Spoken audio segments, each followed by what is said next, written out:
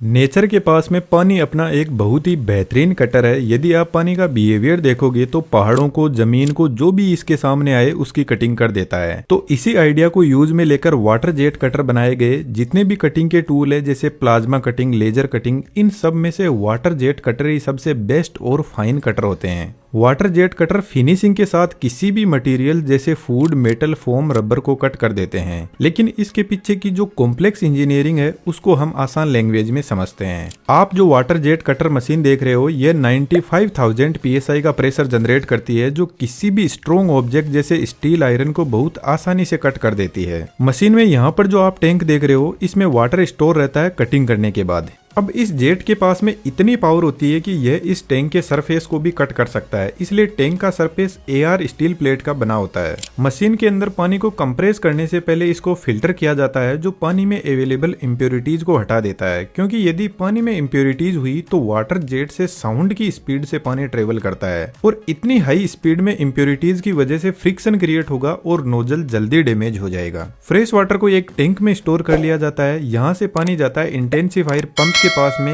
यह पंप ही वह डिवाइस है जो पानी के प्रेशर को एक्सट्रीमली हाई लेवल पर बढ़ा देता है। यह पंप ऑयल से ऑपरेट करता है और पानी को कंप्रेस करता है। पंप के अंदर एक पिस्टन लगा रहता है। इस पिस्टन के दोनों साइड में सिरेमिक प्लंजर लगा रहता है। यदि आप नोटिस करोगे तो पिस्टन का जो सिलेंडर है वह काफी बड़ा है यदि हम सिरेमिक वाले इस छोटे सिलेंडर से कंपेयर करें तो। यहाँ पर एक फिजिक्स का बहुत ही बेहतरीन लॉ काम करता है जिसको पास्कल्स लॉ बोलते हैं। इस रॉक ब्रेकर वाले वीडियो में डिटेल से इसे समझाया गया है। यहाँ पर सिर्फ बेसिक डिस्कशन करेंगे। इस वीडियो के बाद में इसको भी जरूर से देखना। तो पास्कल लॉ के हिसाब से जैसे जैसे एरिया कम होता जाएगा वैसे वैसे प्रेशर बढ़ता जाएगा और लिक्विड को कंप्रेस नहीं किया जा सकता तो यह पूरा का पूरा प्रेशर आगे ट्रांसमिट कर देगा। तो पिस्टन का सिलेंडर काफी बड़ा है तो हमें यहाँ पर ज्यादा प्रेशर लगाने की जरूरत नहीं है, लेकिन सिरेमिक प्लेट का सिलेंडर काफी छोटा है तो जो पिस्टन प्रेशर लगाएगा सिरेमिक प्लेट पर उसका कई गुना प्रेशर इस सिलेंडर के अंदर बढ़ जाएगा, क्योंकि एरिया यहाँ पर काफी कम है। इसको आप कुछ इस तरीके से समझ सकते हो, जैसे डॉक्टर हमारे कोई सिरिंज लगाता है तो सिरिंज का यह वाला एरिया काफी बड़ा है तो हल्के से प्रेशर से सिरिंज के अंदर जो भी लिक्विड है हमारी बॉडी में चला जाएगा। लेकिन यदि इस सिरिंज को उल्टा कर दे और इस नीडल से प्रेशर लगाए तो बहुत ज्यादा प्रेशर लगाने पर यह सिरिंज का प्लंजर हल्का सा हिलेगा।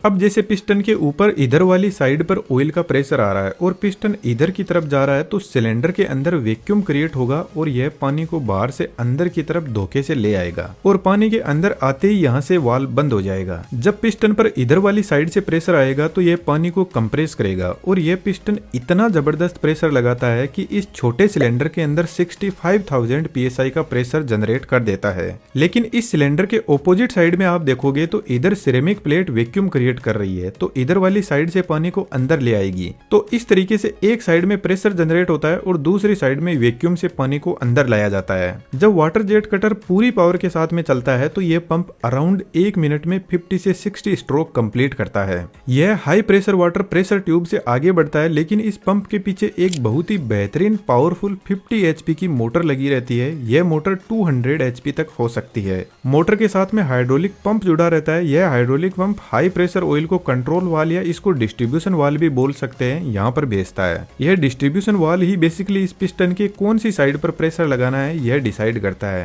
कहने का मतलब इस इंटेंसिफायर पंप से हाई प्रेशर पानी इन हाई प्रेशर ट्यूब से प्रेशर एटीन्यूएटर के पास में आता है। यदि आप इंटेंसिफायर पंप का बिहेवियर नोटिस करोगे तो आप देखोगे कि जब पिस्टन सेंटर पोजीशन में होता है तो वह किधर भी प्रेशर नहीं लगा रहा होता और जब किसी भी एक एंड पर होता है तो एक्सट्रीमली हाई प्रेशर लगाता है। तो एक तरीके से हमें कुछ इस टाइप का ग्राफ मिलता है जिसमें हमें पता चलता है कि पंप का प्रेशर रेगुलर नहीं है, साइक्लिक है। तो एटीन्यूएटर यहाँ पर इस प्रेशर को रेगुलर करता है और पंप से मिल रहे प्रेशर को इंक्रीज भी करता है। बेसिकली यह एक सिलेंडर होता है जो पंप से आ रहे प्रेशर को अपने अंदर स्टोर करता रहता है और प्रेशर को इंक्रीज करता रहता है। इसको थोड़ा सिंपल करें तो जैसे एयर कंप्रेसर में इस टैंक के अंदर हाई प्रेशर से एयर भरी रहती है और जब हम गाड़ी में हवा फिल करते हैं तो एक कॉन्स्टेंट प्रेशर से हवा टायर में जाती है, लेकिन पिस्टन तो यहाँ पर जब ऊपर जाता है तभी हाई प्रेशर जनरेट करता है। तो बेसिकली यह सिलेंडर यहाँ पर पिस्टन की साइक्लिक एयर प्रेशर को एक कांस्टेंट प्रेशर में बदल देता है। एटीन्यूएटर से हाई प्रेशर वाटर जेट के नोजल के पास में जाता है। अब थोड़ा आप दिमाग लगाओ कि पीछे अभी तक जितने भी इक्विपमेंट देखे हैं वह जबरदस्त हाई प्रेशर भेज रहे हैं इस नोजल पर। तो हम इस नोजल में ऐसा कौन सा मेटल यूज में ले जो इतने हाई प्रेशर को सहन कर सके, क्योंकि वाटर का इतना हाई प्रेशर आयरन स्टील को तो काट रहा है, तो फिर लोहा स्टील तो यहाँ पर काम में ले नहीं सकते। तो यहाँ पर नोजल के अंदर सफायर स्टोन को काम में लिया जाता है और यह एक डायमंड होता है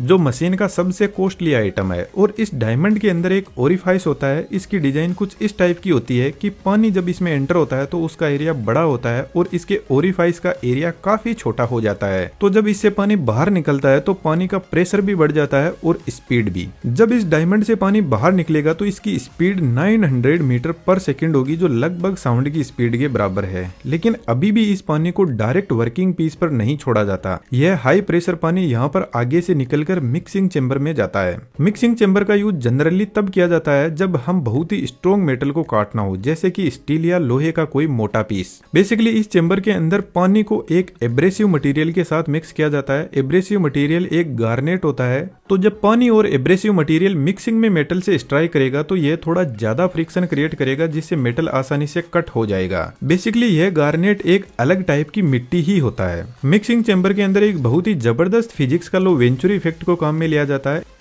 इस गार्नेट को एक होपर में भर के रखा जाता है और वहां से एक पाइप के थ्रू इस सिलेंडर के अंदर आता है। अब वैसे तो सिलेंडर ऊपर है तो ग्रेविटी के हिसाब से अपने आप ही गार्नेट नीचे आकर मिक्सिंग चेंबर में चला जाएगा। लेकिन फिर भी जब पानी इस मिक्सिंग चेंबर से बहुत हाई स्पीड में फ्लो करेगा तो यहाँ पर एक वेंचुरी इफेक्ट क्रिएट होगा और यह इस नोजल से बाहर से मिट्टी को अंदर की तरफ खींचने लगेगा। अब यह वेंचुरी इफेक्ट किस तरीके से काम करता है इस पेट्रोल नोजल वाले वीडियो में डिटेल से समझाया है, आप इसको जरूर से देखना। यहाँ पर जो डायमंड लगा है इसकी कोई बहुत लॉन्ग लाइफ नहीं होती है। जब मशीन चलती है तो ये घिसने लगता है और यदि कोई अच्छी क्वालिटी का डायमंड है तो लगभग 200 घंटे मशीन चलने के बाद में बदलना पड़ता है। मिक्सिंग चेंबर के आगे फोकसिंग ट्यूब होती है जो पानी और मिट्टी दोनों को वर्किंग पीस पर फोकस करती है और वेलोसिटी भी पानी की इंक्रीज करती है। अब यह जो मशीन की हेड यूनिट होती है ये तीनों डायरेक्शन में मूव कर सकती है। मशीन का हेड कुछ इस तरीके से रोटेट कर सकता है मेटल को किसी भी एंगल में कट करने के लिए, और एक्स एंड वाई एक्सिस में भी इसका हेड यहाँ से मूव कर सकता है। इस मशीन को ऑपरेट करने के लिए सीएनसी मशीन लगी रहती है और कंप्यूटर लगे रहते हैं। तो जिस भी डिजाइन में हमें मेटल को कट करना है वैसी डिजाइन पहले कंप्यूटर में बनाई जाती है और परफेक्ट रिजल्ट हमें मिल जाता है। रबर इंडस्ट्री, फोम जैसे मटेरियल आसानी से कट हो जाते हैं तो वहां पर एब्रेसिव मटेरियल की जरूरत नहीं पड़ती है। और इन दोनों ही इंडस्ट्री में ज्यादातर वाटर जेट कटर को ही काम में लिया जाता है, क्योंकि बाकी जितने भी कटर है वह इतने बेस्ट तरीके से कटिंग नहीं करते हैं। और दूसरी प्रॉब्लम है, यदि जैसे फोम को आप लेजर से कट करोगे तो उसका टेम्परेचर बढ़ जाएगा और फोम जल जाएगी। लेकिन वाटर जेट कटिंग एक ऐसी टेक्नोलॉजी है जो किसी भी मेटल का टेम्परेचर बिल्कुल भी नहीं बढ़ाती है, जिसकी वजह से वर्किंग पीस बहुत अच्छे से कट होता है बिना अपनी प्रॉपर्टीज को लूज किए।